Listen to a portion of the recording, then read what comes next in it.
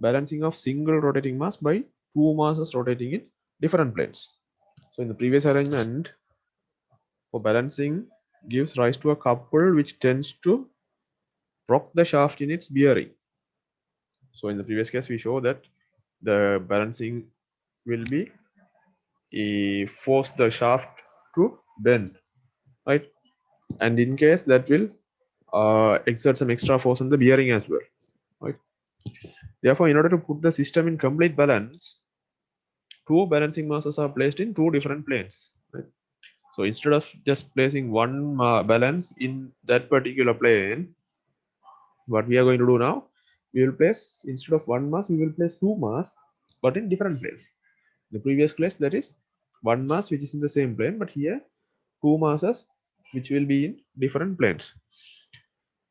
Two different planes parallel to the plane of rotation, right? Parallel to the plane of rotation of the disturbing mass. So these masses should be parallel to the plane of rotation of the disturbing mass. So say for example, our rotating, I mean disturbing mass is this one, right? Which will rotate according to this axis omega, right? If we have the unbalancing masses, this one should be parallel to this one, right? We can't have a balancing mass rotating something like this, right? It is not possible. So we should have the unbalancing mass which should rotate in the same parallel line with this, right? It can be of different planes. The distances can be differ, that we can calculate, but the thing is this should be parallel. All three should be parallel. So this is why we study about this static and dynamic forces while we start this subject in the semester. So if three forces are in equilibrium, then two conditions are there, right? Either they three must meet at a point, or they three should be parallel to each other, right? So here those three forces should be parallel to each other. So here see, parallel to the plane of rotation of the disturbing mass. So parallel to the, so this is the plane of disturbing mass rotation. So this balancing mass 1 and 2, their axis of rotation should be parallel to the axis of rotating mass, right? In such a way that they satisfy the following two conditions of equilibrium. So now it should act in parallel planes. Now we will see what are the conditions it should fulfill in order to satisfy the equilibrium conditions, right? First one, the net dynamic force acting on the shaft is equal to 0, right? Dynamic force acting on the shaft is equal to 0. So in the video I show you, there should be two balancing conditions to be achieved. One is force and one is couple, right? So net dynamic force acting on the shaft is equal to 0. This requires that the line of action of three centrifugal forces must be the same, right? Line of action of the three centrifugal forces must be the same. In other words, the center of the masses of the system must be lie on the axis of rotation. This is a condition for the static balancing. So the ultimate purpose of doing this balance is, so if this is the unbalance, so the center of mass is in this position, right? So by adding these two masses, what we are trying to do is bringing back the center of gravity to the axis of rotation, right? To the axis of rotation. So this is what we are trying to achieve. So in words, we will see the line of action of three centrifugal forces must be the same. So line of action of all three centrifugal forces must be the same. So in this line, the resultant force created by all three forces should act, right? So the disturbing mass will have a centrifugal force this way, this balancing mass will have a force this way, and this balancing mass will have a force this way, all right? But at the end, when you add all three together, the action, line of action should coincide with the line of axis, right? In other words, the center of the masses. So the same sentence I am putting in different words. Center of the masses of the system must lie on the axis of rotation. So this is the axis of rotation, right? So center of mass of the system,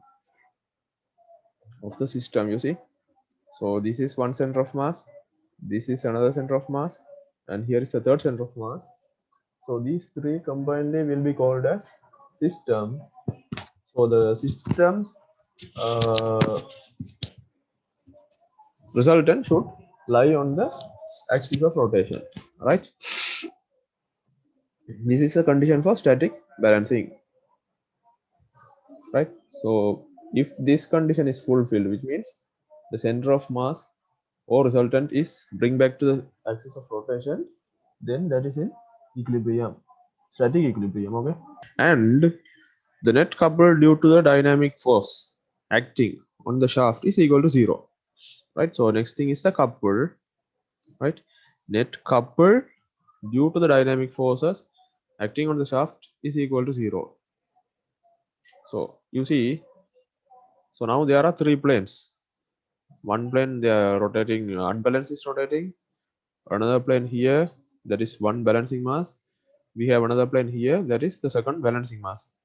So there is a distance between masses, right? So I will write it as L1 and L2, right? So now we have force on this, right? I will write F1 and F2. Here we have force, but here we have length. So if we have a force and a length, then that will definitely form a couple, right? You know, a couple is formed by force into distance, right? About any particular point. So if I consider this as F and this as D, a couple would be formed by the equation force into distance. Since this is the case, we have force and the length that will form a couple. So we need to balance that couple also, right? So the net couple due to the dynamic forces acting on the shaft is equal to 0. In other words, so we can put the sentence in some other words. The algebraic sum of the moments about any point in this plane must be 0.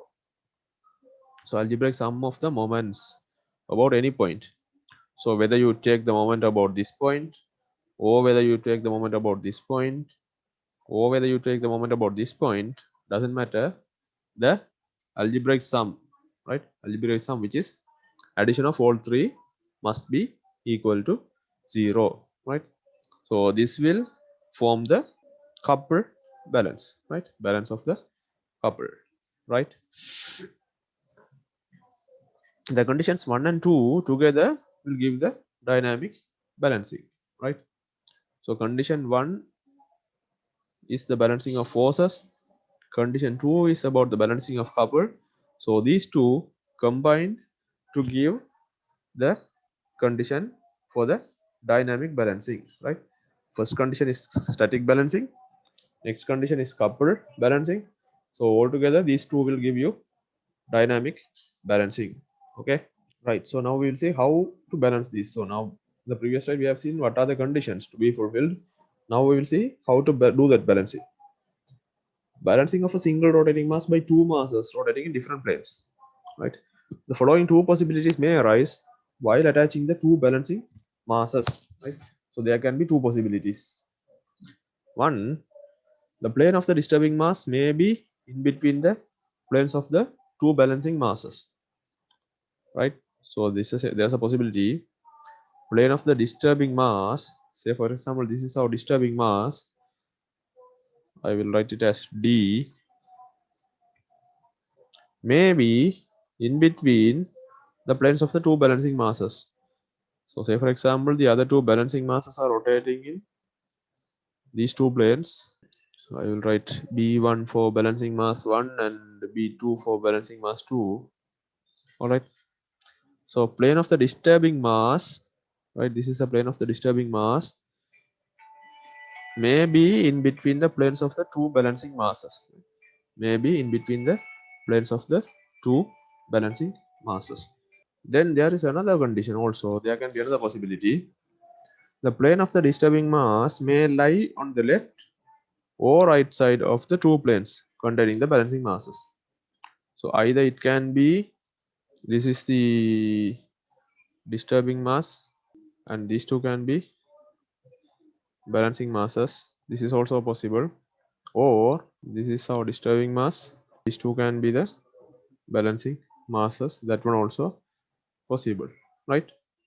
So this is B1 and this is B2. Right, plane of the disturbing mass may lie on the left, right? So for example, left is this one, right?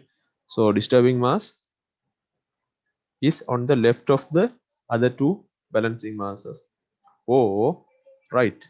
So here disturbing mass is in the right of the other two balancing masses of the two planes containing the balancing masses, right? So if these are the planes of the balancing masses, it can either be on left or right side of the balancing mass. All right. So these can be the two possibilities which we can use to balance the mass in two different planes. When the plane of the disturbing mass lies in between the planes of the two balancing masses, so this is condition 1 or method 1, right? Plane of the disturbing mass, that is M, lies between the planes of the two balancing masses, right? Two balancing masses. Consider a disturbing mass M, right? This is M lying in a plane A, right? Lying in a plane A to be balanced by two rotating masses M1 and M2, right? This one is to be balanced by M1 and M2 lying in two different planes L and M, right? So this is L and this is M, right? As shown in the figure. Let R, R1, R2 be the radius of the rotation of the masses. So R is the radius of M with the axis. So here we have R. M1, it is the R, I mean radius between the axis and the rotating mass M1, right? So here we have M1, the radius is R, and M2, the radius is R2, and here we have this R2, right? These be the radius of rotation of the masses in planes A, L, and M. And these are three planes. Disturbing mass is in plane A, M1 is in plane L, and M2 is in plane M, right? Respectively.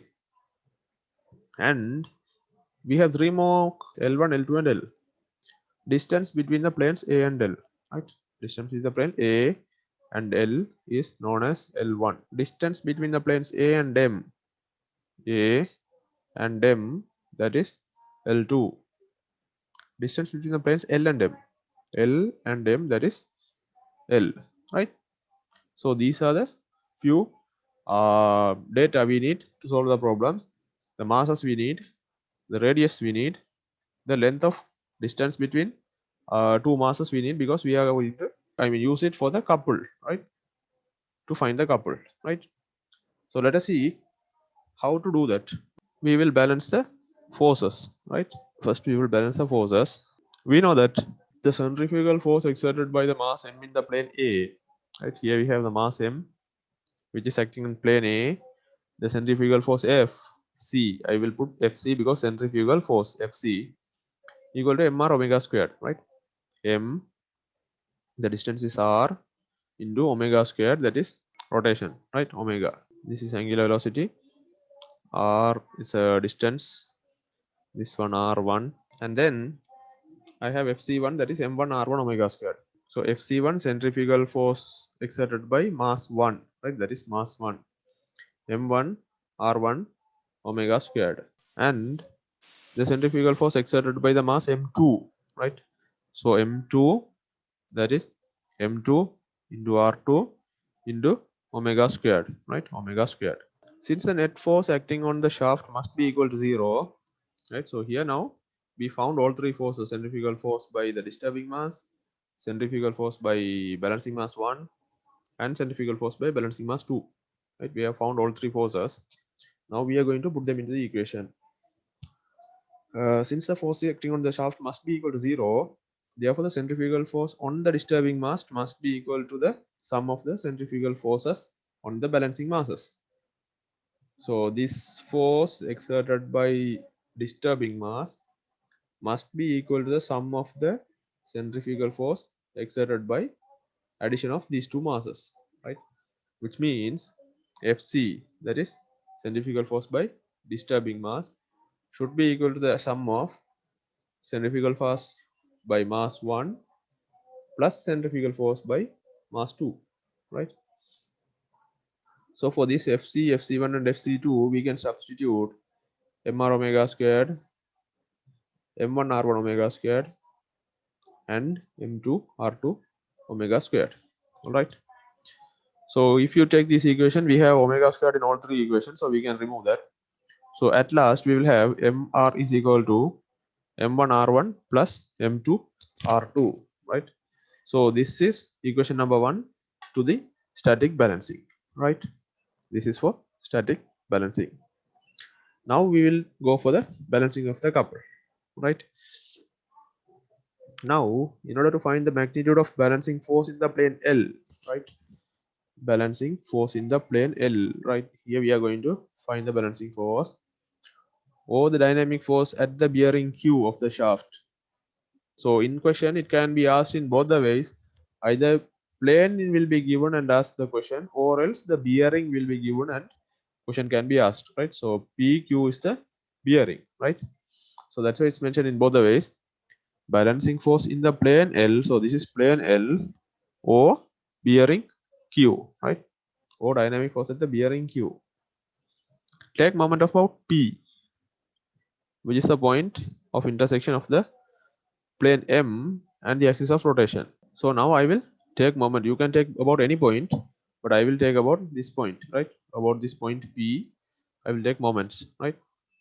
So I have force F2 acting through the point P, so that will not come, right? Fc2, that will be 0. So force into distance is 0, 0. I have a force F, right? Here I have a force Fc. That force Fc into distance L2 between this plane and this plane, the distance is L2. So that is Fc into L2, which will be equal to, here we have another force which is acting on L plane. So that is Fc1 into the distance L, right? Into the distance L. So that is Fc1 into L, right? So these are the only two forces. So when you equate, Fc1 into L will be equal to Fc into L2. For these things, we can substitute again from here, right? For Fc1, I can put m1 r1 omega squared.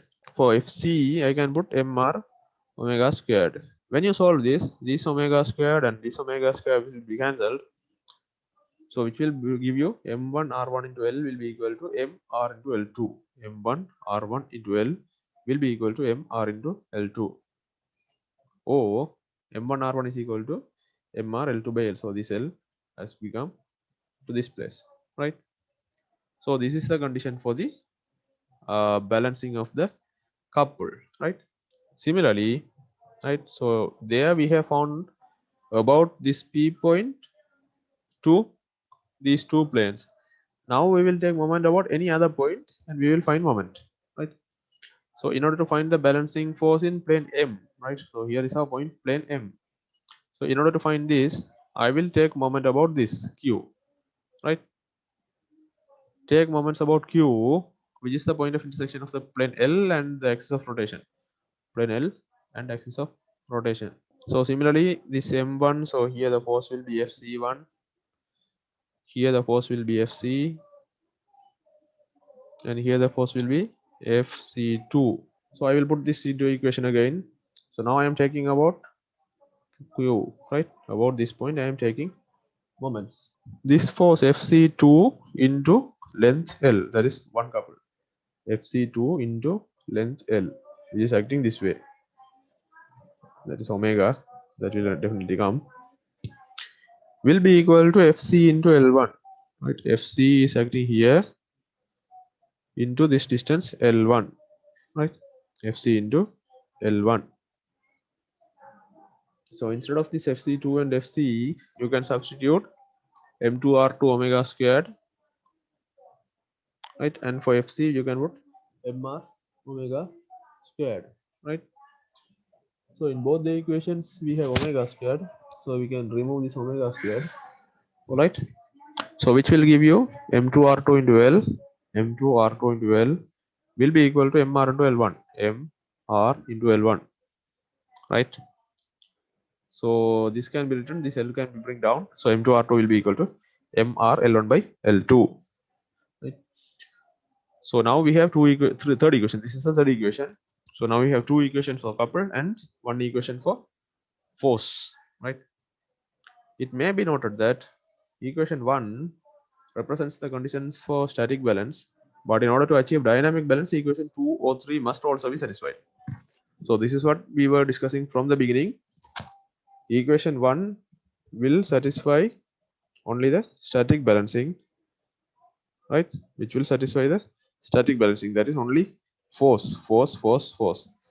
But other two equations, equation 2 and equation 3, these we need in order to balance the couple, right?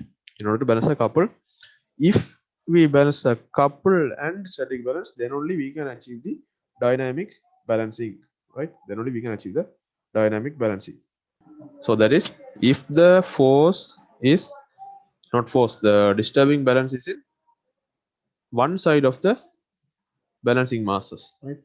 So here we have balancing mass, this and this are here, but the disturbing mass is on the one end. But in the previous case, you see the disturbing mass is at the middle and these two balancing masses are at the both the sides, right? When the plane of the disturbing mass lies on one end of the planes of the balancing masses, lies on one end of the balancing masses. In this case, the mass m lies in the plane A and the balancing masses lie in the planes L and M. So disturbing mass is in the plane A, balancing mass is in plane L and in plane M, as shown in this figure, right? So the distances are given L1, L2. Similarly, we have M2, R2, R1. Everything is given. So this one is R from this axis to the center of this point mass. Here we have R1. Here we have R2. So this one is given in order to make you feel actually what is happening, right? So this is the actual phenomena. So R is the radius for M, R2 is the radius of M2, and R1 is the radius for M1. M1 into R1, that is M1 into R1 will be equal to M into R, that is M into R plus M2 into R2, right? So all of them have with the omega, then I just didn't put it, right? So this is how we will equate the equation if the balanced mass are located on the same side of the disturbing masses. All right, Fc is equal to Fc1 plus Fc2, that is Fc2, Fc1. So the solution will give Mr will plus Mr M2R2 is M1 R1, and here M1 R1L is equal to MRL2, and this one M2R2L will be equal to MRL1, right? So these are three equations. So first one is the force equation, and then this one will be the couple equation, and this one is the couple equation. So you can take any arbitrary point, but usually what we do is taking the moment about any one of the balancing mass, right? Any one of the balancing mass. So I can take from this point or this point or this point the moments, right? But I know, or else this one will be given in the question that how much is the unbalance. Here it will be given in the question how much is the unbalance. So if we take moment about this point, you will put that force into distance 0, so that value will become 0, right? So that will need some time to solve the equation. Again, you need to write for these 2 points. So that's why usually what we do, either we will take for the balancing mass 1 or for the balancing mass 2. So which means the point P or point Q, usually we will take for this couple balance, right? This one we will not, I mean this point we will not take because this is a non-mass, right? So if the center of mass acts along this center of axis, then that's fine, it will rotate centrifugally, right? You see, axis of rotation, it is rotating with no problem. But in case if there is an eccentricity, you see here, so this range is big and this range is small, right? So this axis has deviated from here to here, right? So this is little bit bigger size and this is little bit smaller, which means here high mass is there and here we have low masses, right? So this will cause the unbalancing and kind of buckle movement. So this is shaft eccentricity. So this is the center, but it has gone little bit far from the center, that is eccentricity. So here we have what are the problems which would occur, right? So now there's a kind of small example of that, right? So now we have a shaft and two rotating balances, right? Right, this is the axis of rotation and here is the disturbing mass, right? So this is like in the same plane, the first first category, one plane, one disturbing mass and one balancing mass. So what will actually happen if it is exerting a force this way, there will be a kind of bending effect on this shaft, right? So now we'll see how to balance that one. So actually what is happening is, so at start the force was here, right, and the mass was here. So by adding the mass here, we bring back this center of gravity or center of mass to this shaft, right? So now there won't be any eccentricity. The mass will be be in this center of axis. So when this one rotates, there won't be any kind of bending effect, right? Because there's equal force on both the sides, right? So this is showing you we actually try to remove the unbalance from a rotating body, but there is possibility due to these certain reasons there would be some kind of unbalance, which is because due to the slight variation in the density of the material, right? And inaccuracies in the casting. So inaccuracy while casting or in machining, that will result in the unbalance. So which means the if the weight is not distributed uniformly throughout the object, then there will be some kind of unbalance, right?